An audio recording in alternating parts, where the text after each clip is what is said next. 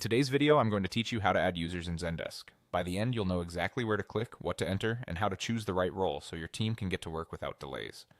First, you'll want to be signed in with the appropriate permissions. In most accounts, only admins can add users. If you don't see the options I mentioned, check with your account owner to confirm your access or available seats, since some roles require licenses. Start from any Zendesk product interface. Look for the Settings or Admin area. This is typically represented by a gear icon in the sidebar. Open that section, then navigate to People in the left-hand menu. Under People, choose Team, and then select Team Members. This is your central hub for managing who can access your Zendesk workspace and what they can do. At the top right, click Add User. A simple form will appear. Enter the person's name and their work email address. Take a moment to double-check spelling here. The email address is critical because it's where Zendesk sends the invitation. If there are naming conventions at your company, like using full legal names or a standard display format, follow those for consistency and easier searching later. Next, choose a role. This defines the level of access the user will have.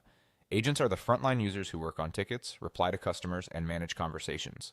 Admins can configure settings, manage people, and control workflows, so grant this role only to those who need it. Light agents are great for internal collaborators who need visibility and can leave private notes, but they typically can't be assigned tickets or reply publicly to customers. If you're unsure which role to pick, start with the least permissive option that still lets the person do their job, and you can always adjust later. When everything looks correct, click Add. Zendesk will automatically send an email inviting the person to set up their password and sign in. Remind them to check their inbox, including spam or quarantine folders, because email filters can occasionally delay or misplace the invite. If your organization uses single sign-on, their first login may follow your identity provider's normal flow instead of creating a separate Zendesk password. That's it, you've successfully added a user. If the person doesn't receive the message, you can revisit their profile later to resend the invitation.